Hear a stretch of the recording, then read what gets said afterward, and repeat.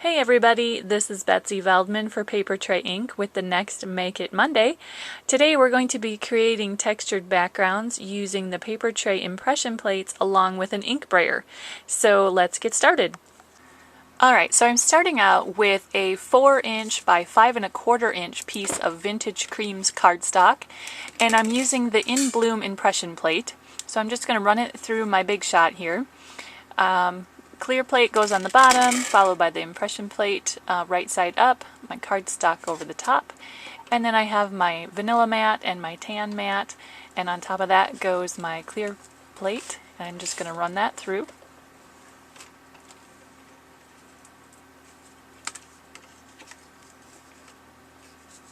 Alright, so there we have our embossed cardstock with our In Bloom impression plate. It's a little hard to see on the video here, but you're going to see it pop through in a minute. I'm going to take my Summer Sunrise ink along with my ink brayer, and I'm just going to run my ink brayer over my pad to ink it up. Works well if you have a pretty juicy pad. So now I'm going to just apply that ink to my embossed cardstock with the brayer.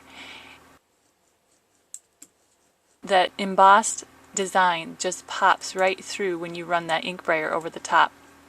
Now just feel free to go in all different directions to just get a really good coverage of ink, and you'll have to re-ink your brayer several times, and just work on it and work through it until you get the coverage that you want.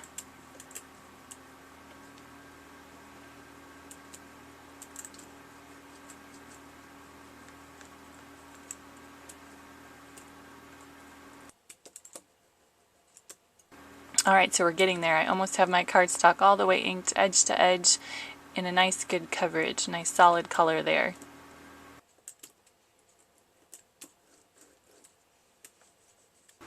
Alright, so we're happy with our inked and embossed piece here, and so it's time to assemble our card. I'm going to start off with a 4¼ by 5½ cardstock base from Craft Cardstock. I'm just going to go ahead and adhere my embossed panel to the front.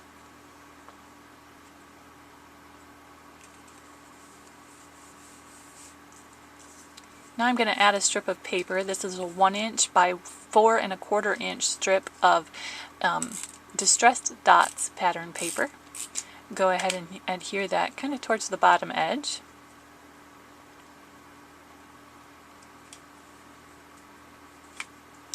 Now I have a Photo Finishers die cut strip that I'm going to stamp with a Happy Fall sentiment using Scarlet Jewel ink. The sentiment is from the 2009 Autumn Tags collection. And then I'm going to go ahead and take some tea dye ink and just lightly ink the edges.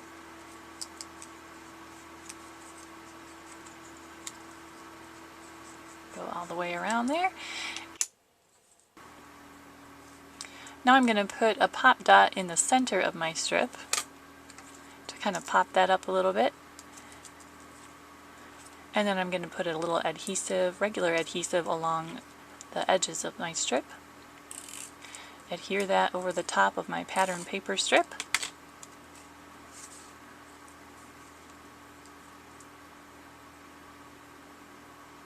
And then I can go ahead and trim off the excess.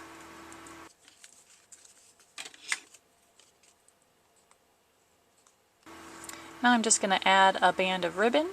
This is Scarlet Jewel grosgrain ribbon, and I'm not going to go for a big bow, I'm just going to knot it.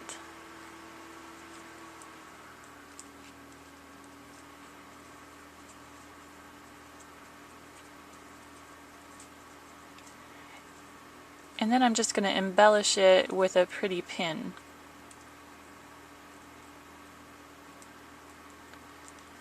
And I'm just going to stick that right through the knot. A little tip for you here, if you're using pins, I had my pop dot behind my photo finish strip, and I'm just going to make sure that the end of my pin is stuck into that foam adhesive. That way it just protects it a little bit. I don't have to worry about my recipient getting a poke in the finger when they open their card. Now our card today just used a single color ink, but you could consider using several different colors of ink to create a monochromatic or a gradient effect. Here's the same idea, except for this time I used several different colors of ink. I started out at the top with a summer sunrise, and then I moved into orange zest and pure poppy and finished it off with scarlet jewel along the bottom. And to do this, you just use the same technique, but you just kind of work in strips and you overlap the strips of color as you go along. So it's just kind of another fun option to consider when using this technique.